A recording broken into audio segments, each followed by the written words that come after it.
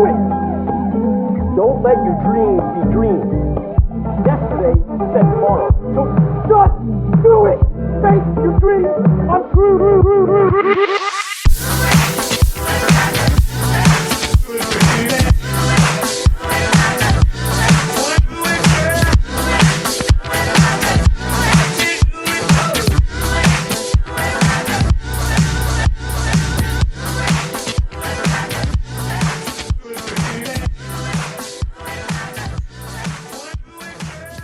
Hello and welcome to Screen Tones, a webcomic podcast. Today we're going to be talking about managing expectations. I'm Finn, your host for this episode. My pronouns are they, them, and I create the webcomic Heirs of the Veil. And I'm Delphina. My pronouns are she, her, and I make the webcomic Somnolus. And I'm Verathane. My pronouns are she, they, and I make the webcomics Tiralt and Witchwood. And I'm Crispy. My pronouns are she, they, and I make the webcomics Ghost Junk Sickness and Lunar Blight. When you first start out in the world of webcomics, you might have ideas about how you want your launch and your subsequent updates to go. You might look at the popular webcomics you follow, see their engagement, their comments, and even fandoms, and you think to yourself, I want that too. Only to realize that your expectations don't quite match what you're receiving. The results can be disappointment, resentment, and even burnout. So, today we want to discuss how we manage our own expectations and how we find healthy ways to cope with setbacks. And that already leads us into our first question. What are your own personal expectations for your work, and how have they changed? Delphi. It's an interesting process. I don't know 12 years into Somnolus that I have a lot of expectations beyond I want to keep going. I want to keep doing the thing that I'm doing. I want to keep making 2 pages a week. And I'll try things. I will definitely um i- see like, oh hey, maybe Etsy is a cool thing for me to sell some merchandise or something, so let me try it.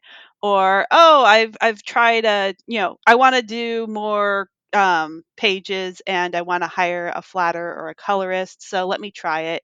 But in terms of expectations, there's nothing really that I put into codified, yes, this is what I want from my work, until I see that it works. So, and I've had a lot of time and a lot of points of data over the course of making my comic to see a lot of things that work and don't work. And I think that's really important when you're considering, okay, what is a realistic expectation for my work versus not. I will say when I first started out, I had a lot of unrealistic expectations for Zombulus. I really had a lot of thoughts about people being immediately sucked into the plot and getting attached to the characters.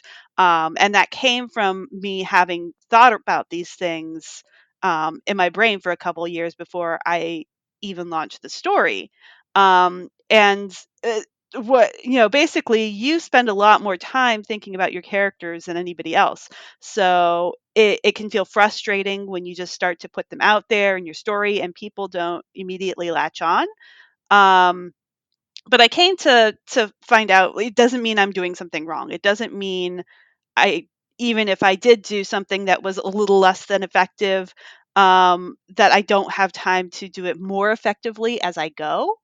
And so that definitely started to shift, like, okay, I'm not expecting fame and fortune and glory and everybody to love my story immediately anymore.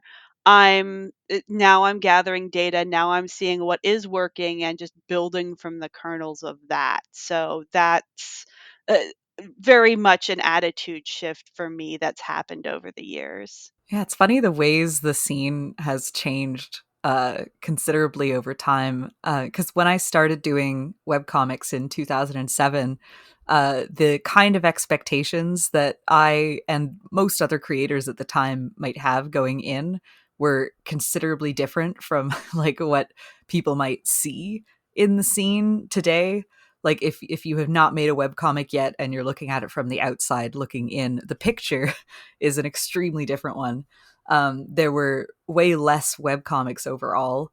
and the general like bar of like how much work and how much experience the people who were making them had, like almost all of them were kind of hobby projects, and it didn't really feel very intimidating to jump in because it's just like, well, this is something that like people do for fun.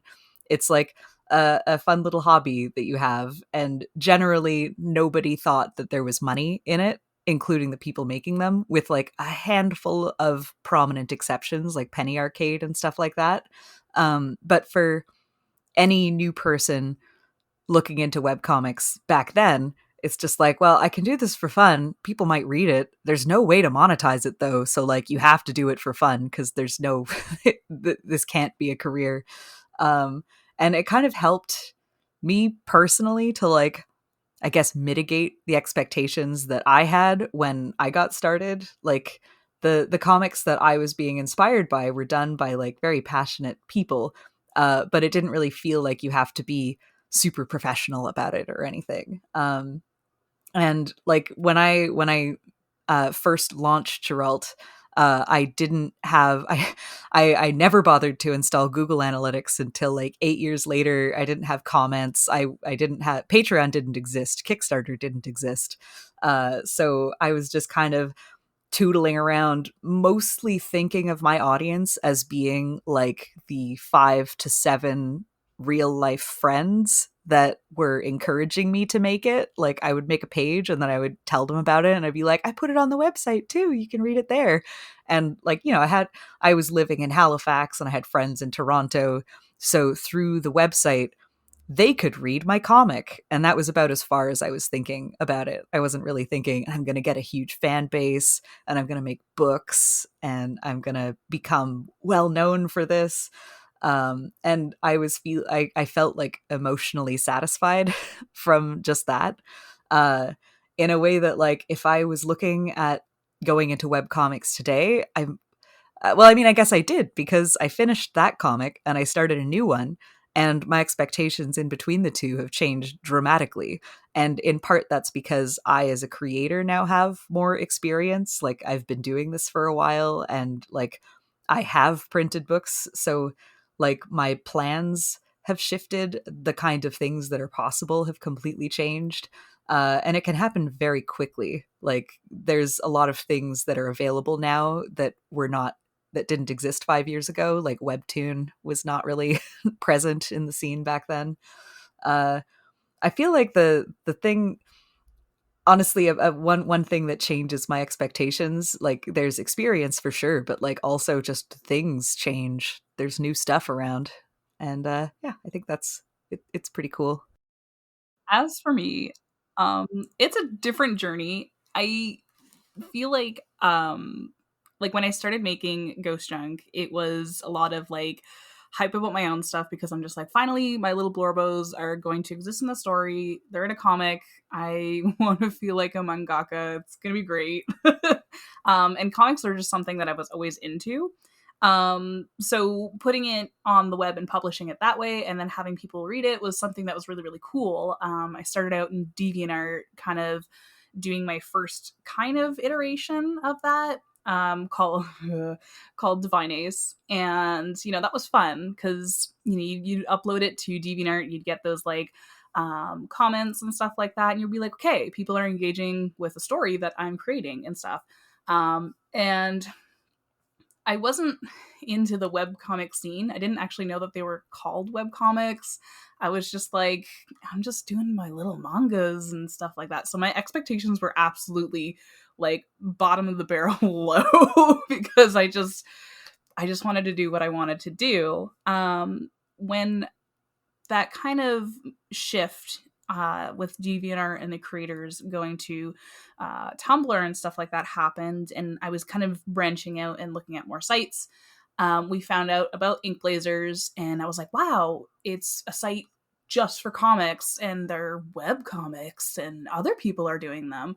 You know, your expectations start to shift, and you're just like, oh, okay, people have update schedules, and people do chapters this way, or people are creating this way. So I think my expectations started to shift when I really started paying attention to what other people were doing. And I think that's like the biggest thing of like reflecting on that, and especially with how much webcomics have changed over the years and how quickly they've changed in the last 5, where you're seeing new story upon new story, hundreds of thousands of one, like every day almost, being uploaded to the web.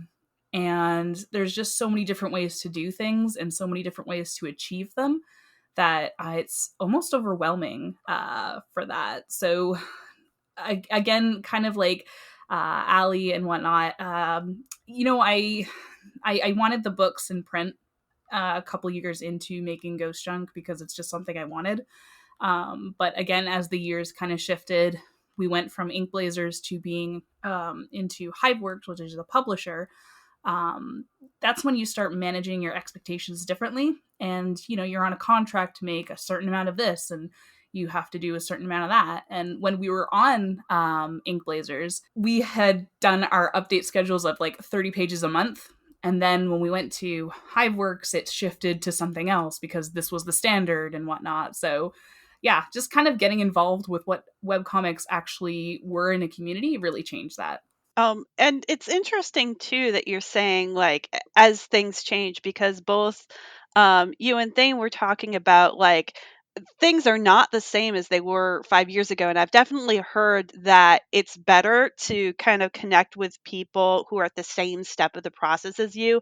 Not necessarily because, oh, the people who have more experience are so much better and they don't have time for you because you're scum or anything like that. It's not about that. It's about the fact that when you and I got started, we were dealing with a whole different ball game. You're playing baseball, we were playing soccer. Like there's no like the rules have changed a lot. So the more you can connect with people who are doing the same thing you are, the more relevant advice that you can get for how the industry is right now. So, I think there's like a really great point in the fact that expectation changes like with how the market shifts and how the medium evolves. Um, and I think I have like a follow-up question to this one because did you ever have like problems to adjust your expectations? Because from my personal life I can like say that I started drawing when like the manga boom got really big, and a lot of people I saw like who published their comics on the web would later be published in book form. So I thought, oh my god, that would happen to me too. And I really got like this reality check. So, did you ever have like problems to adjust your expectations or to reel them back a little bit?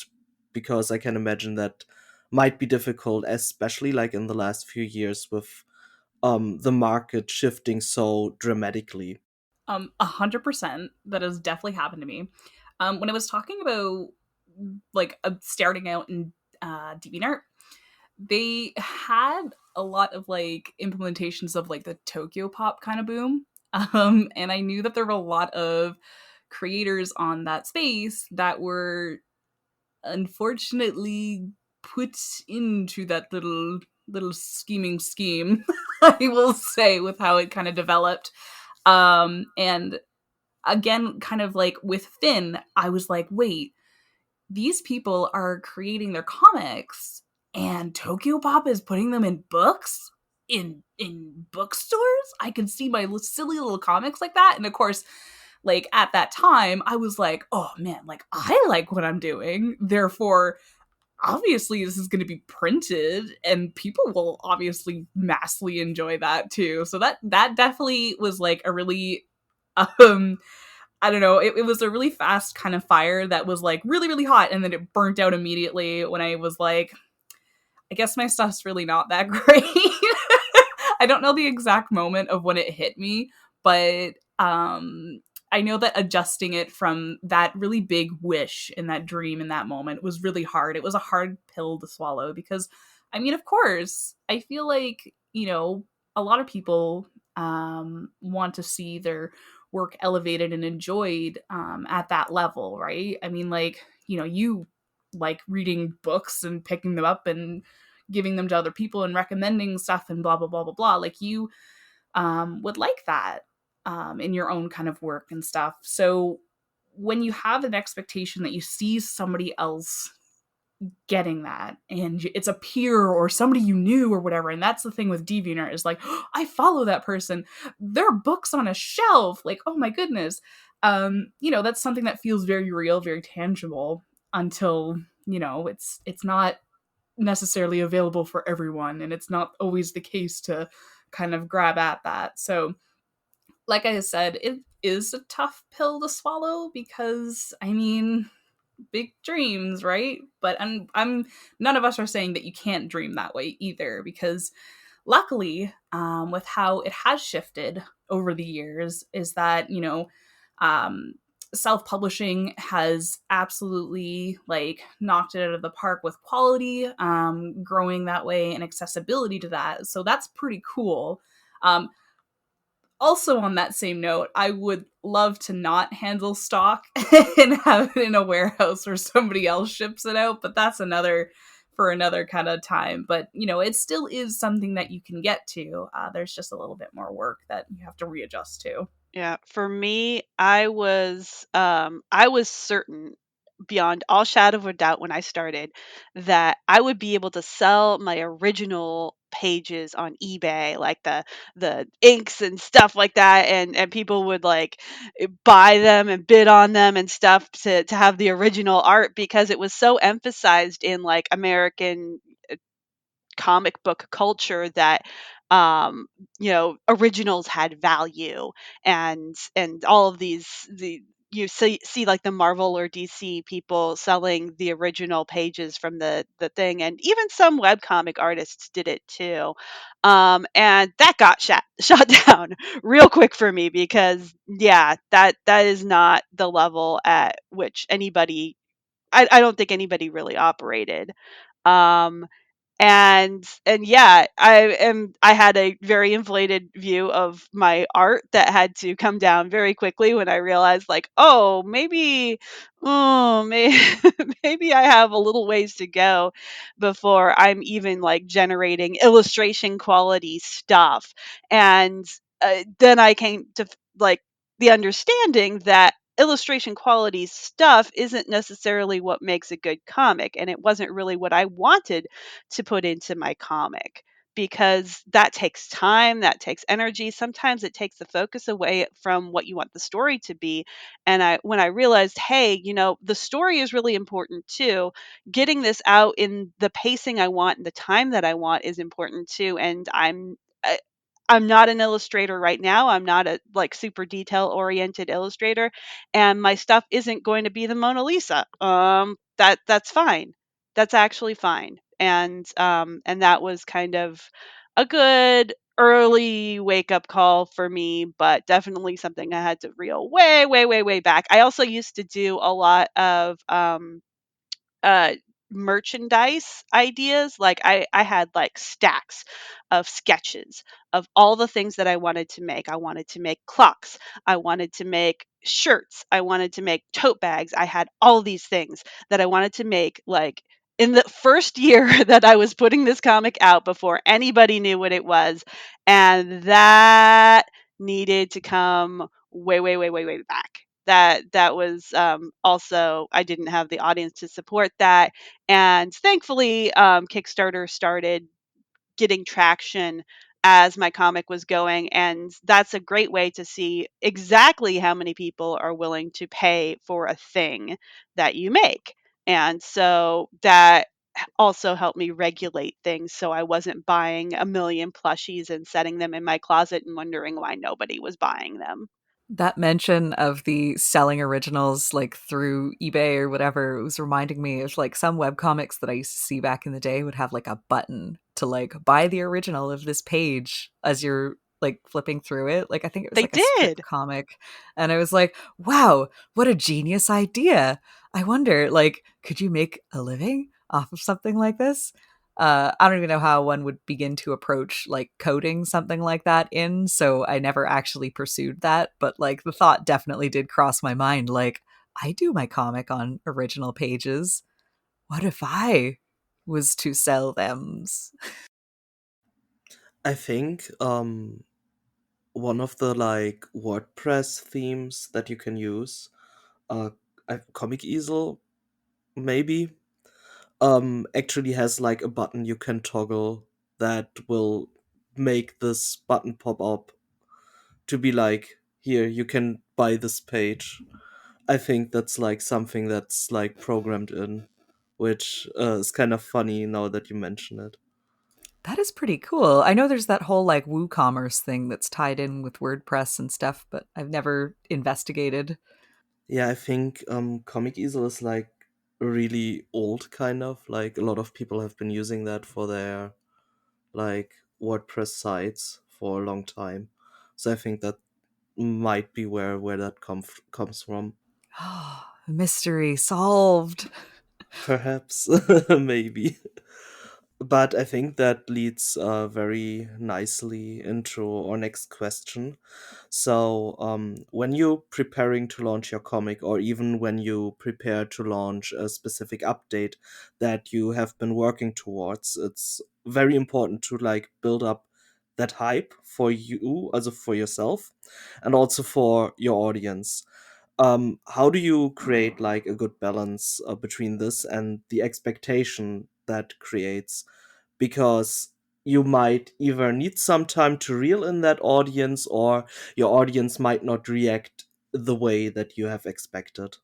Delphi.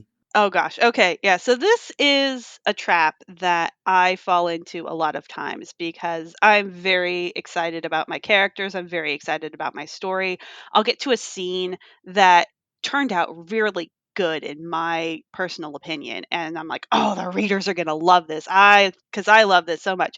And sometimes they do, and sometimes they don't respond at all, and it's just crickets, and I am I it hurts. It hurts a little bit, and I'm like, "Did I do something wrong?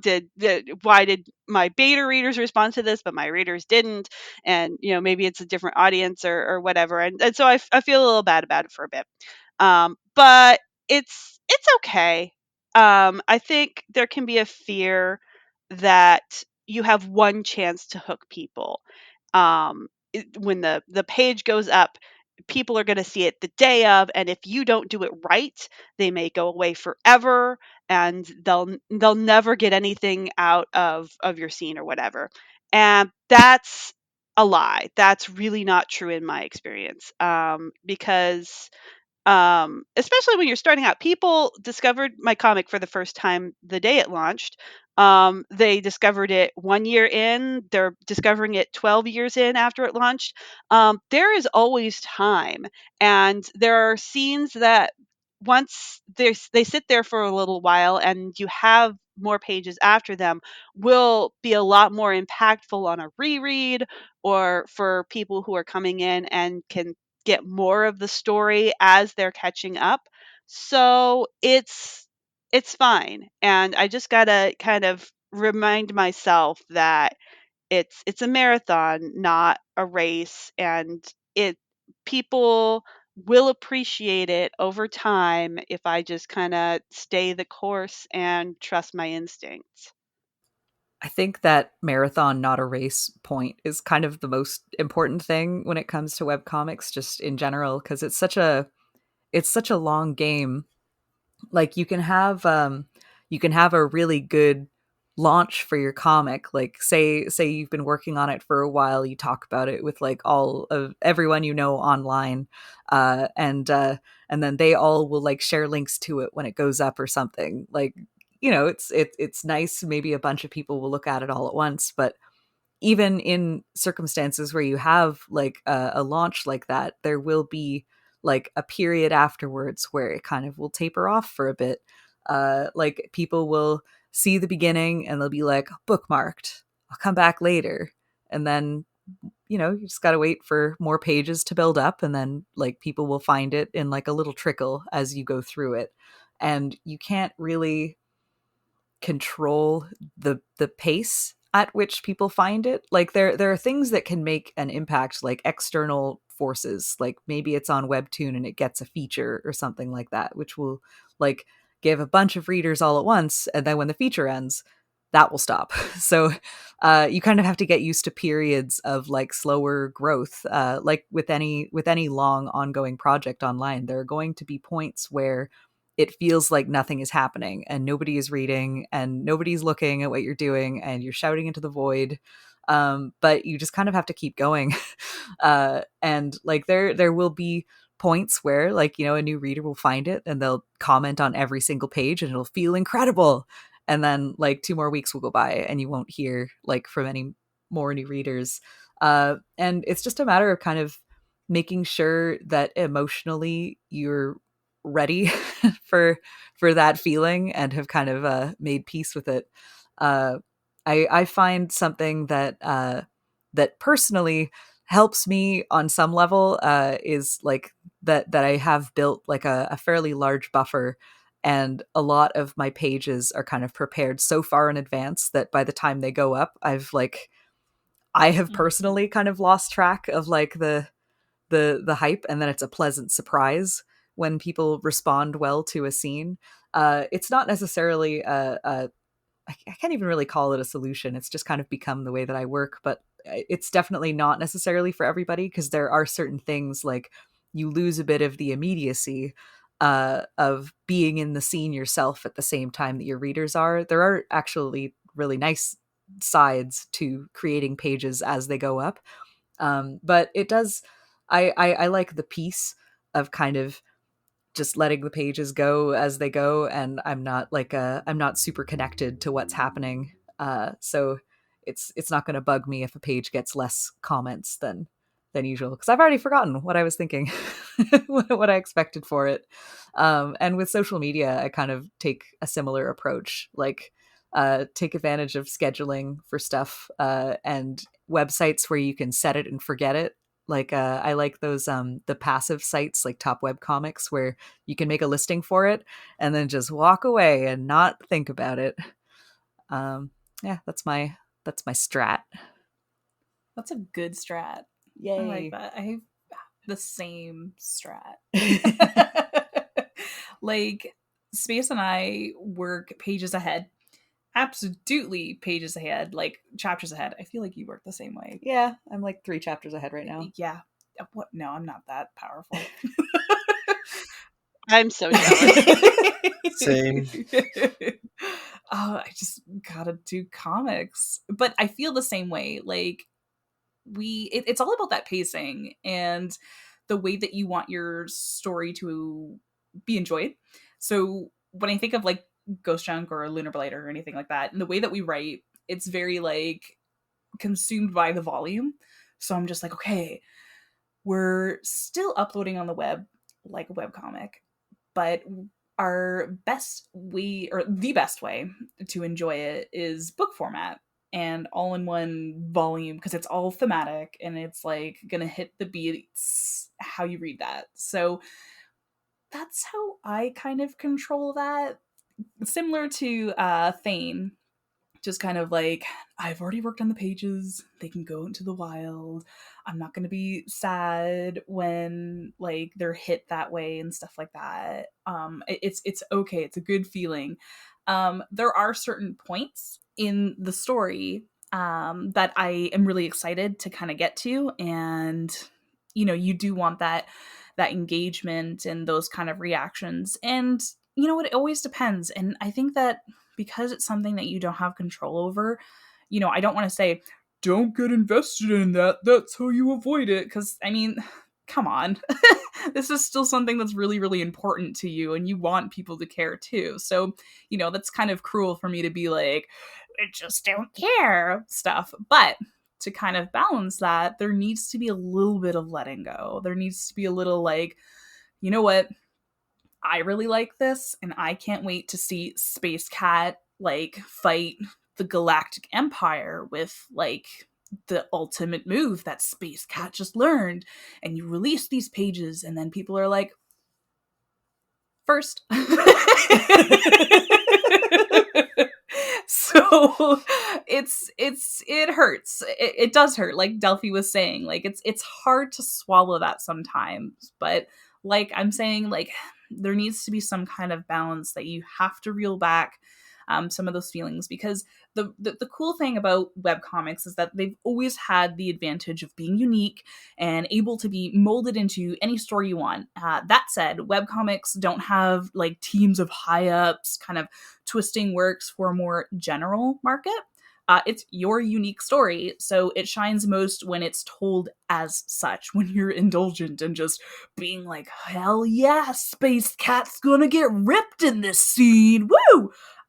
So I would embrace that it's not going to be this mass audience success story that you want to kind of like, you look at how somebody else is doing, you're like, oh shit, I want that.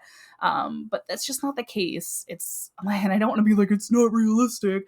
But sometimes kind of having those reality checks, I guess, is important on such a long journey as such. But it's perfectly fine to want those things. But at the end of the day, you made this comic because it was something that you wanted to see that in the world. This is something that you're really passionate about, and it's something that is existing because you're putting this work into it, and it's coming out onto the web, or it's also being printed, or however format that you started doing as such. And I think that that's something that I have to remind myself. That's something that keeps me sane, at least doing this, because it's a while. I've been doing comics for a very long time. And I think if anything, I'm really excited to get something finished. I'm really excited to have that sense of accomplishment for myself, because I just have to be indulgent. I have to be like, I want these things. I want people to enjoy my stuff, but this is also for me too. So Yeah, I think this balancing part is like really important because I mean, I know artists that basically just draw for themselves, that are like completely self-indulgent and that don't need the outside validation, but I think for most people that's very unrealistic. Most of us want and need that validation.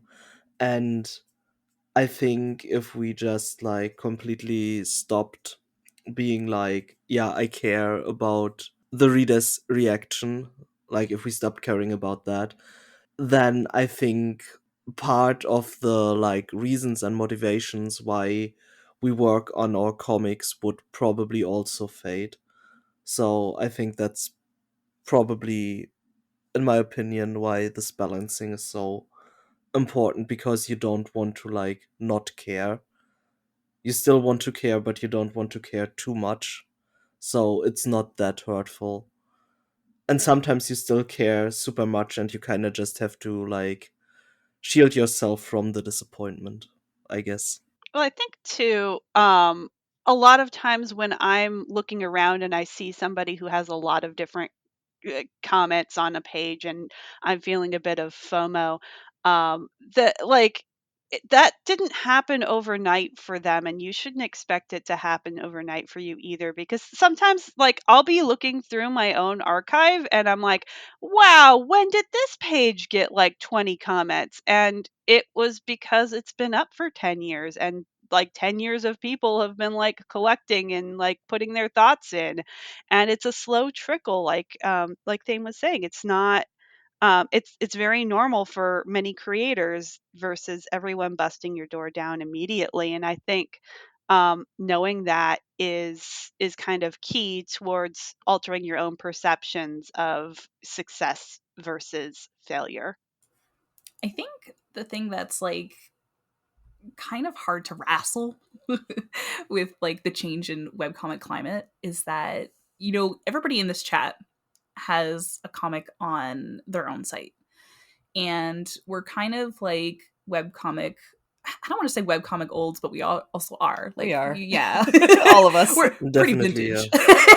vintage. But when I think of like our experience, and then I look at new webcomic creators and I see the addition of stuff that are like webtoons and tapas and stuff that has this ability to reach millions of people. When you say things like that and you're like, holy dip, I have the potential to put Space Cat on webtoons, and that means I could possibly get million people reading it. That doesn't mean that's going to happen, but this is just the base of like some people's expectations. When you have these eyeballs that could potentially read your comic, that's kind of hard to, fight with those expectations, because that is an opportunity that is available to everybody. It's not an something that's guaranteed, however, I will say, but that the way that it shifted in having this as an option to do web comics, I think is something that has very much shifted a lot of people's expectations in doing stuff. Because I hanging out in webcomic communities and circles and stuff like that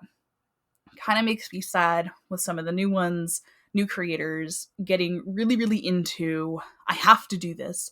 I have to do that. I have to update my episodes like this. I have to have this. My plot must go in this direction because I am seeing popular creator X do this. And therefore, I want to do that, and kind of hit into that kind of, direction. And I see a lot of creators falling into their works being morphed because of these, expectations of potential popularity. And there's so many comments on this webtoon or tapas or whatever, and there's so many like possibilities of getting eyes on my work. And I think as a vintage webcomicer, kind of seeing that morph a lot of people's like initial start into webcomics, that's tough. That is tough to get out of. And, I have a lot of sympathy for people who are kind of brought into this kind of field as it is now.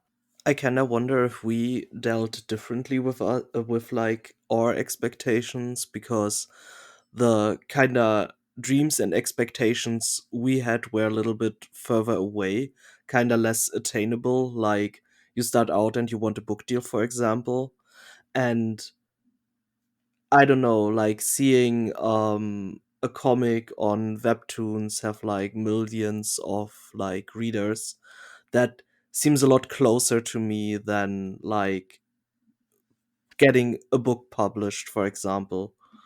You mean the kids don't want to be on Tokyo Pop anymore? I don't understand. What But changed? Tokyo Pop is back. There's a new Rising Stars of Manga contest No. now. No, don't do it. Please Don't no. do it. Yeah, but let's get to our third question. So, after all of that, sometimes we see creators turn bitter when their works do not gather the attention that they have hoped for. They can burn out on doing the webcomics. Sometimes they get into fights, or it creates like tensions with other creators. How do you personally avoid this bitterness and this like burnout that these expectations not being met can create? Oh gosh. Okay. So this can go a couple different directions in my experience. I think there's the person who they start out and they expect to always be selling and promoting, and everyone is a potential customer. And I see people get really weird about it, like among other creators, kind of like expecting favors or cross promotion and getting angry that they don't get that kind of attention. Or sometimes they'll even reach out to like super well established people and celebrities, try to tag them in their tweets or whatever and say, here's my new project, please retweet so I can go viral. And that will 100% always lead to bitterness and disappointment. Don't go down that route, because it doesn't work. It doesn't it doesn't help. Your people can tell you're being fake and that you just kind of want something from them, and you won't get those kind of sincere recommendations that you would from connecting with people in a genuine way, and people who are at the same steps of the same process, and people that you've invested in as much as you want them to invest in you. that's kind of the key here. You really do want to look to your community and look to other creators in a way that you want them to succeed just as much as you want yourself to succeed. Kind of take that focus away from you. I think that really leads to a healthier mindset. Um, and the other thing is, focus on the facets of your work that you can control versus things that are out of your control. You can't control when Webtoon puts you on their promotional thing. You can't control a lot of stuff about like how other people read your comics, like you were saying. But you can control like learning how to do your craft better, learning how to do pacing and writing more like in a tighter or more effective way. You can do that by connecting again with other writers or artists to kind of see where your pain points are and fix those. You can improve your promotional avenues and imagery. Sometimes you're not really doing a lot to reach other people, and so you're just like writing a little social media post that says, "Hey, read my comic." Maybe you didn't even include like a link to your comic there. You just like said it or told people like to go to your profile or whatever, and you're kind of like half-assing it. So be honest with yourself there too about like what's compelling here. What's going to be something that would reach me and intrigue me, and that'll take some trial and error, but that is a thing that you can experiment with. And I feel like that helps me to like really kind of think, okay, I'm going to try A, B, and C, and I'm going to see what works the best. I'm going to see what different times of day work the best for people. I'm going to try different images of like, is this a serious comic versus a funny comic? And I'm going to try memes and I'm going to try all these things. I think that kind of thing is fun. Some people find it very stressful. So, take this advice with a grain of salt. But if you're like me, like that can be a thing that you control and that you might have fun experimenting with. Um, and also, just another thing that you can control is making your reading experience easy and intuitive. I think a lot of people go weird with their websites. They're either they put in too much effort or not enough effort, and like the result is it's a slow reading experience because pages are loading too slowly. There's font issues where people write in fonts that maybe can't be read as easily, and for one reason or another, you're making your comic a little less accessible. And that might be why you're not reaching the amount of people you think you should reach. So, being honest about that, reaching out to peers and saying what are my stumbling blocks, and like actually taking the time to address them instead of kind of getting dear with your weird font choice, or oh, I wanted to there was a guy I was next to at a convention once, and he wrote this comic, and like he wanted it to be kind of a world jumping comic, and so uh, the people here's a guy from one world and a person from another, and they decided that the other person would talk in like a code language that you had to like decipher, and like it was just this total stumbling block towards reading any of the comic because the entire dialogue from one half of it was like undecipherable. You couldn't read it. You couldn't like someone had to like go and like translate it all, and no one's going to take the time to do that. And I just feel like somebody should tell this guy, somebody should let him know that this is not readable.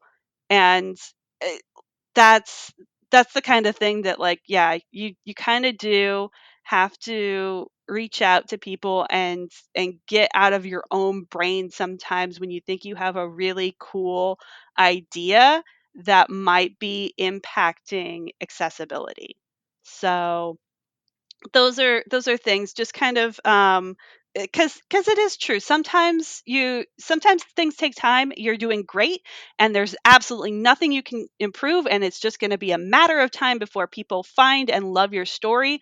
But more often than that, you have things that you could be improving, and putting your energy into improving them is going to be a whole lot more of a positive experience for you than trying to blame the world for not falling in love with your comic, I think is what it is at the end of the day. Yeah, I think in a case like that, there's also often like a lot of weird expectations what readers will actually put up with. Um, Maybe set by another work that someone really enjoyed, but you cannot always like copy that kind of stuff and make it work for yourself. Yeah, definitely. It's there's so many like things that are like surrounding creators these days. Like a lot of the platforms that people are getting onto, and like also payment things. One of the things that's been kind of a hallmark of the current era of the internet is that just about every service that you might get onto will put these numbers in front of your face of how well you and everyone else is doing all the time at like whatever it is that you're doing on there. So like these numbers can kind of become status symbols, like how many Twitter followers do you have, how many Webtoon subscribers do you have? Oh, you have less than me, so that means that I'm better. Or like all these little like subliminal tricks that the platforms do to kind of hook people on the idea of making their numbers get bigger, and to constantly be comparing themselves to like what other people's numbers are looking like on different things. And like even things like Patreon and Kickstarter can kind of turn into that. I know some creators have started like turning off their public meter of like how many patrons or whatever they have. But on places like Webtoon and Twitter, like there's not really a way to do that. So I feel like one thing that can be helpful, especially for people who find that they're getting too drawn in to that ecosystem and that it's bothering them, they could potentially like there's plugins that you can add to your browser which can make those numbers invisible, and that might help. Another thing that can help in terms of keeping things in check is to have like a circle of other creators and friends and peers that like you do trust.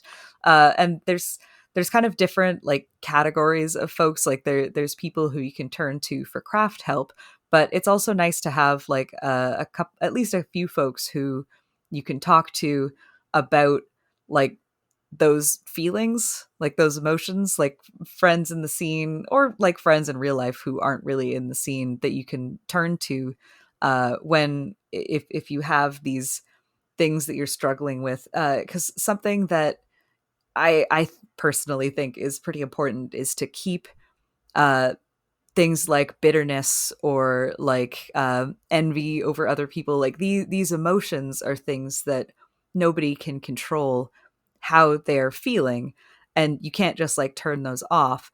But if you put those into like a public venue or you spread them to strangers, uh it can be very off-putting, both to your peers and also to potential readers, which can turn it into sort of a self-fulfilling prophecy. Like if you fill your Twitter feed with like complaining about like nobody's responding to my scenes, like god, nobody wants to read my stuff, a lot of people will see that and they'll be like, well, I don't really want to get involved with this because they'll be talking about me. So I think it's important like not to bottle these things up because that in itself isn't healthy, but like once you find people who are like, you know, that you and it should be like a two-way street when it comes to these things. Like you don't want to just be dumping it all on somebody and then like close it, walling them off and not listening to it gets into a bit of a different subject. But I do think that it's important to not spread the bitterness itself, because that can do a lot of damage to your potential growth, which ostensibly is the thing that you want. So yeah, Check yourself before you wreck yourself. one might say it like that. But yeah, to kind of go off of your answer for that, I think that, like Ali was saying, building that network of supportive friends and peers and having different levels of them so that, there's people like Thane was saying, having that craft, or people that can kind of just tell you how it is, not in a like an offensive way, being like, okay, stop expecting that stuff because your stuff is crap, but being like, maybe kind of reel back some of those things and like, let's talk about it, let's be productive here, let's talk about why we're feeling this way and whatnot. And it's just having those kind of reality checks to really help with that bitterness, because it's consuming. I've definitely seen it consume like people, and it eventually bleeds into work. And I mean, that's not fun if you're doing a webcomic and you're stuck being bitter about it for like years, kind of thing. Yeah, I think there's also something like you basically get stuck in that loop because you start to create negative expectations for yourself. You are reflecting these negative expectations like to your peers, to your social media. So, of course, these expectations will then become true because people will then most likely not want to interact with you anymore. So, you have this like self fulfilling prophecy. Um, and I guess it's also important to like talk about that with these like maybe positive and misplaced expectations, there can also be negative expectations that can drag you down and set you back in what you're doing. I think at the end of the day, it's just easy to start comparing yourself and your journey to other people, but try to remind yourself of your goals and when you started out, and maybe like write them out somewhere, on like a whiteboard or like a little book or something like that, just to kind of go back and reflect. In previous episodes, I have said that I have this like little dorky book where I write like my favorite comments and stuff like that, or even milestones in it. And that's something that helps me with those moments because they happen to everyone. I think that's the expectation, is that it eventually will get to you. And that's okay, because it's normal, it's natural, it's normal to want these things, it's normal to want your stuff to be loved and whatever, and embraced by lots of people. But also putting those safety nets in place to kind of just remind yourself, why the heck am I doing this comic in the first place? Because, like I say all the time, webcomics will take a minimum of 5 to 10 years to complete. That's just how it is. They're huge projects. So, you want to make sure that you have a supportive kind of fallback so that during this long journey, you're not burnt out by this expectation that you have, on top of creating, on top of marketing, and on top of making merchandise if that's what you're going to go for. So just really reevaluate, like, okay, I really want Space Cats to be this. So let's start planning it out. How do I get there? And, have some fallbacks and stuff like that. And again, just remind yourself, why am I making Space Cats in the first place? What do I want from it? And stuff. To get ripped. To get ripped in space. Okay, so I think that were all of our questions. And that would probably be a wrap. I don't know what kind of wrap. I know Crispy has their specific one. Crunchy chicken. Yeah, I need to think about my order still. So that's that. But thank you for being here and for talking about this. Thank you, everyone who has listened. I've been Finn, and you can find my work at heirsoftheveil.com. And I've been Delphina, and you can find my comic Sombulus at sombulus.com. And I've been Verathane, and you can find my comics at geralt.sevensmith.net and witchwood.com, or witchwoodcomic.com. Which comic? And I've been Crispy. You can find my work at ghostjunksickness.com and lunarblight.com. Ooh, let's go get a wrap. Let's go order one with Finn. Okay. Yeah, I need to think about one. I think that's a very high Thank you for listening to Screen Tones, a webcomic podcast. Want to know some other ways to support us? Check out our Ko-fi at ko-fi.com/ScreenTonesCast, where your support will help us create more episodes, reach cool extra bonus goals, and keep us talking about anything and everything webcomics. You can also find us on Twitter, Tumblr, Instagram, and our Discord server. Thank you so much for listening, sharing, rating, and supporting, and we'll see you next time.